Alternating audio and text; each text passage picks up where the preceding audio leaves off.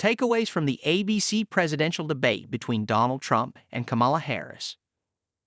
Kamala Harris baited Donald Trump for nearly all of the 1 hour and 45 minutes of their first and potentially only debate on Tuesday night, and Trump took every bit of it. The vice president had prepared extensively for their debate and peppered nearly every answer with a comment designed to enrage the former president. She told Trump that world leaders were laughing at him and military leaders called him a disgrace. She called Trump weak and wrong. She said Trump was fired by 81 million voters, the number that voted for President Joe Biden in 2020. Clearly, he's having a very difficult time processing that, she said. Trump was often out of control. He loudly and repeatedly insisted that a whole host of falsehoods were true. The former president repeated lies about widespread fraud in the 2020 election. He parroted a conspiracy theory about immigrants eating pets and lied about Democrats supporting abortions after babies are born, which is murder and illegal everywhere. He painted a dire picture of the United States, reminiscent of the American carnage he'd warned of when he was inaugurated in 2017. "We have a nation that is dying," Trump said Tuesday night. As the debate ended, Harris got another boost. Musician and pop culture icon Taylor Swift posted on Instagram that she was backing the Democratic ticket. She signed her post Taylor Swift, Childless Cat Lady, a reference to controversial comments by Trump's running mate, Ohio Senator J.D. Vance, that have alienated many women. Here are some quick takeaways from the first portion of the debate. A turning point when Harris judged Trump over the size of his rally crowds. Harris came on stage with a clear plan: throw Trump off his game. It was by any measure a dramatic success. When the vice president mentioned Trump's criminal conviction and outstanding legal issues, he bit.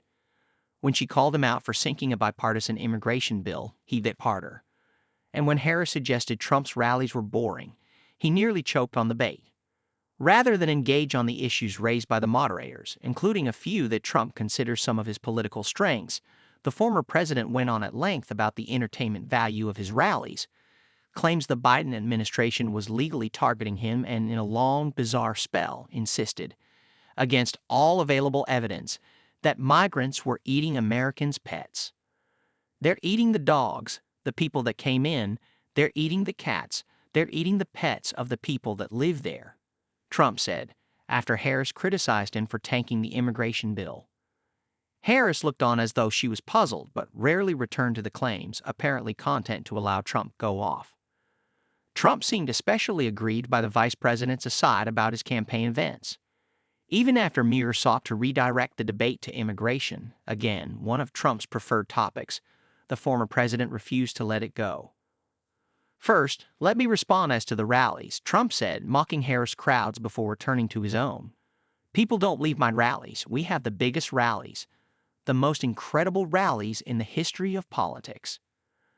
The first hour of the debate then ended much like it began, with Trump off on a long, narrowcast tangent about the 2020 election, which he claimed, falsely once again, was stolen from him. Trump traffics in conspiracy theories. Despite signals from even his running mate, Trump did not refrain from repeating the conspiracy theory du jour during the debate. The former president brought up the unfounded conspiracy theory that migrants from Haiti living in Springfield, Ohio, are eating people's cats and dogs. He said at one point in Springfield, they're eating the dogs, they're eating the cats, they're eating the pets of people who live there. When ABC News moderator David Moore pointed out that city officials denied any evidence that migrants in Springfield were actually eating pets, Trump doubled down, saying the people on television were saying it. When pressed, Trump just said, "We'll find out."